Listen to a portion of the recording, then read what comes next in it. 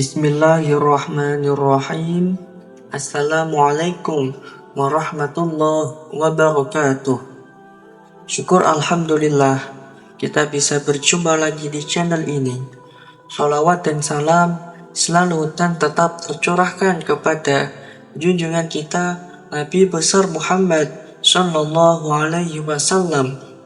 Allahumma sholli ala Sayyidina Muhammad wa ala ali Sayyidina Muhammad.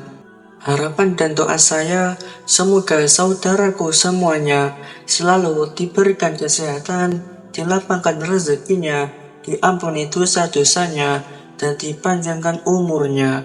Amin ya rabbal alamin. Sahabat beriman yang dirahmati Allah, tidak semua nikmat adalah tanda cinta dari Allah. Tidak semua rezeki yang deras, jabatan yang tinggi, kekayaan yang melimpah, ataupun kehidupan yang tampak bahagia itu berarti Allah ridho kepada kita. Bisa jadi itu adalah istijraj. Apa itu istijraj? Istijraj adalah kondisi ketika seseorang diberi kenikmatan demi kenikmatan oleh Allah Subhanahu wa Ta'ala, tetapi bukan karena Allah mencintainya, justru karena Allah ingin menjauhkannya dari hidayah. Allah biarkan dia tenggelam dalam nikmat dunia hingga tiba-tiba datang azab tanpa dia sadari. Na'udzubillah min dzalik.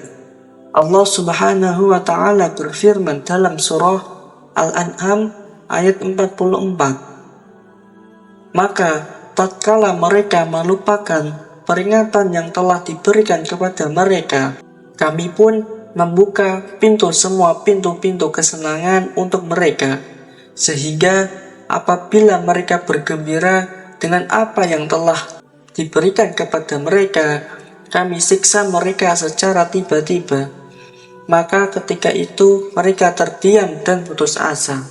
Bayangkan orang yang hidupnya tampak sukses, tetapi tak pernah sholat, tak pernah zikir, lalai dari Al-Quran, maksiat jalan terus, tapi justru semakin kaya, makin naik pangkat, makin dipuji manusia. Itulah istijraj. Diberi nikmat, padahal itu bentuk murka Allah yang tertunda. Lalu apa saja ciri-ciri seseorang yang hidupnya telah berada dalam istijraj? Yang pertama, dia semakin jauh dari Allah saat mendapat nikmat. Ketika bisnisnya sukses, dia lupa sujud. Ketika doanya dikabulkan, dia makin malas ibadah. Dia merasa tidak butuh Allah, padahal nikmat itu seharusnya membuat kita bersyukur dan makin tunduk. Yang kedua, dia merasa aman dari siksa Allah Subhanahu wa Ta'ala. Tak ada rasa takut dalam hatinya, padahal hidup dalam maksiat. Dia santai saja ketika meninggalkan sholat, merasa tenang walaupun hidup dalam riba, zina, dusta, judi, dan kemungkaran lainnya. Dia berkata, "Tuh buktinya, saya tetap sehat, saya tetap kaya." Padahal itu bukan rahmat, tapi jebakan. Yang ketiga, nasihat tak lagi menyentuh hatinya. Setiap kali diingatkan tentang kematian, neraka, dan azab Allah, dia hanya tertawa, hatinya beku, dan ia merasa semua itu hanya omong kosong Ustaz. Inilah tanda hati yang telah dikunci. Na'udzubillah. Yang keempat, maksiat menjadi gaya hidupnya. Bukan hanya sesekali jatuh, tapi dia bangga dengan kemaksiatan. Dosa sudah menjadi kebiasaan, dan ketika Allah tetap memberi nikmat dalam kondisi itu, bisa jadi itulah namanya istijraj. Yang kelima, enggan bertaubat walaupun telah diberi waktu. Setiap hari Allah beri kesempatan untuk kembali ataupun tobat, tapi dia terus menunda, sampai akhirnya ajal menjemput dalam keadaan lalai. Na'udzubillah. Inilah akhir yang tragis dari orang-orang yang hidup dalam istijrot. Saudaraku, jangan lihat seseorang dari seberapa megah rumahnya.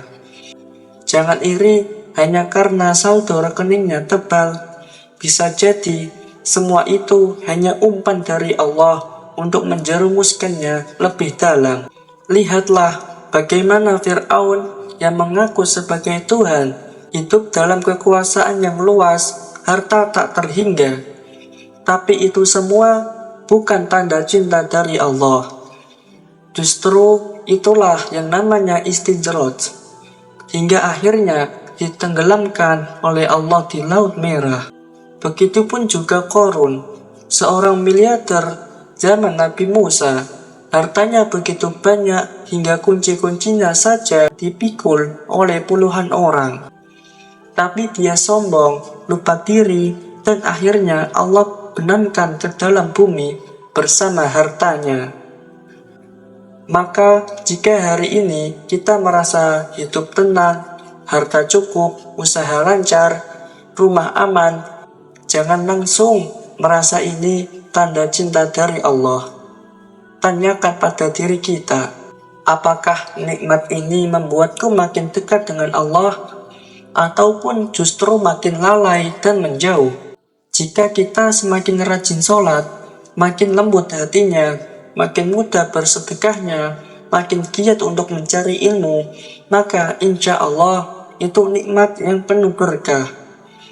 Tapi kalau justru nikmat itu membuat kita makin sombong, makin malas ibadah, makin berani berbuat maksiat, maka waspadalah, bisa jadi itu istijrot.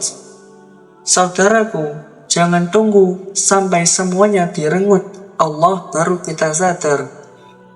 Jangan tunggu ajal datang ketika taubat sudah tak berguna, karena adab Allah bisa datang seketika tanpa kita minta, tanpa kita duga. Mari kita perbanyak istighfar. Mari kita bersihkan hati dan mohon pada Allah agar nikmat yang kita terima hari ini benar-benar bernilai berkah. Bukan istijrot yang menipu, tapi rahmat yang mendekatkan kita kepada surga.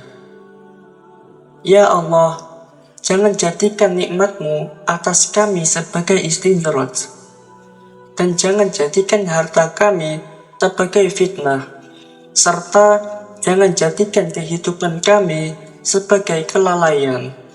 Wallahu a'lam bishawab. Wassalamualaikum warahmatullahi wabarakatuh.